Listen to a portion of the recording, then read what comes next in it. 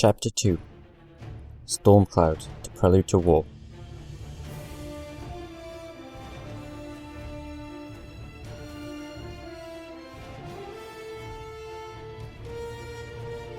(2795). The Auraxian people now number 3 million. The colonies extend across every continent on the planet. Resource shortages of Auraxium start to become acute. With dropping production, several mines are closed and major companies file for bankruptcy. New conglomerate supporting regions are hit the hardest. Many become jobless, poor, and angry. 2797. Demonstrations begin. Protesters demand jobs and greater support from the rich, Terran Republic-dominated cities. Their cries falling on deaf ears. The pockets of political resistance unite under the flag of the reinvigorated new conglomerate, and there are calls for complete independence. They blockade Auraxium transport routes from the mining towns to the cities.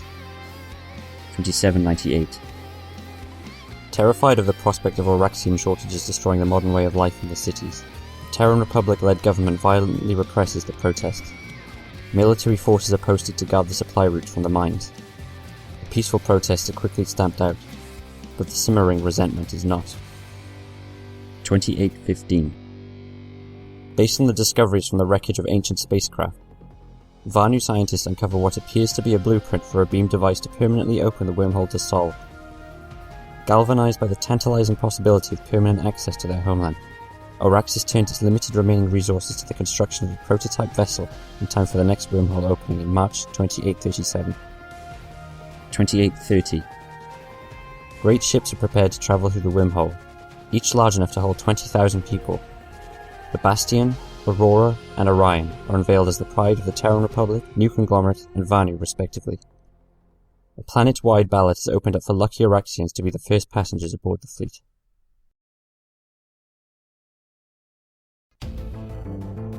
Part 2. The Wormhole Incident.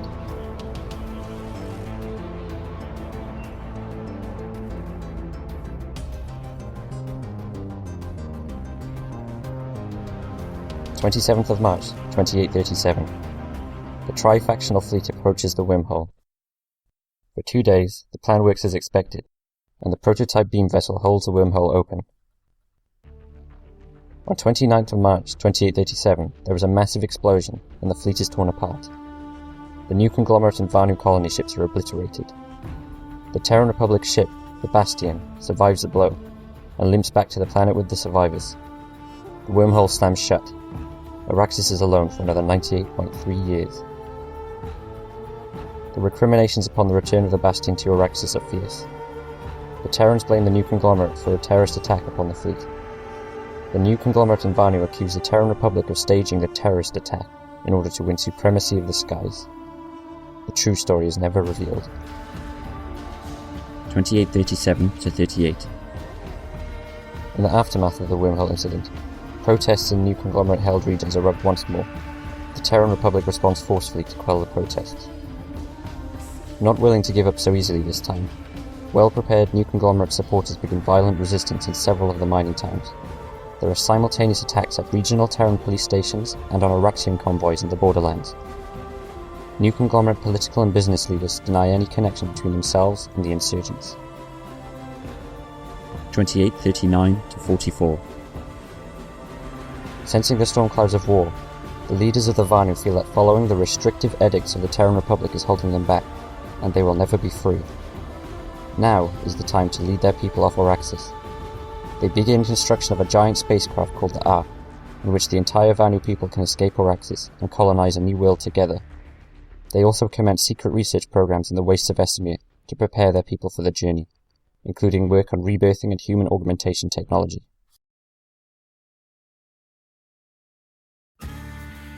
Part 3. Prelude to War.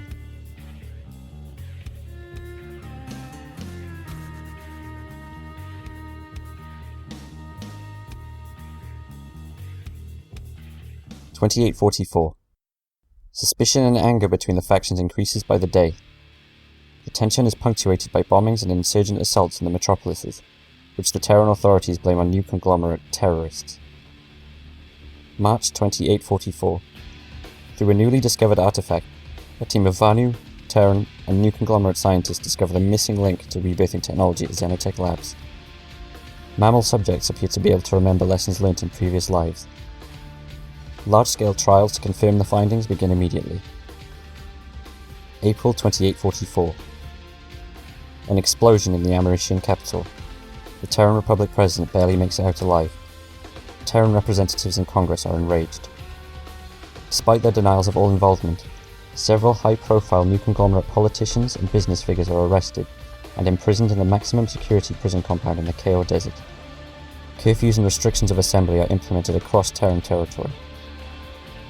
The flow of Auraxium from the mining towns is severely disrupted by roving bands of armed rebels, and the cities begin to ration basic services. The new conglomerate refuse to reopen the flow of resources until the Terran government steps down and holds new elections. Ignoring their calls, Terran Republic forces annex several mining towns in order to provide their own flow of resources to the city. May 2844. All of the conglomerate scientists are mysteriously barred from Xenotech Labs. Several disappear en route back to their hometowns, suspected to have been abducted by Terran authorities. Work continues on rebirthing technology between the Terran and Vanu scientists. October 2844. Bombings and terrorist attacks intensify within the Terran cities. Many more new conglomerate sympathizers are arrested, including several members of Congress. Conscription is instated by the Terran authorities, supposedly to maintain law and order, but soldiers are soon seen raiding properties of high-profile conglomerate sympathizers. Several global corporations are shut down, with many revealed to be fronts for munitions factories and weapon stores for the rebels.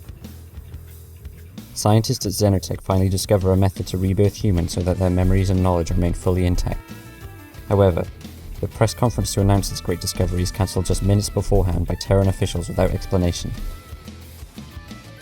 The scientists are locked down within the facility and are allowed no further contact with the outside world.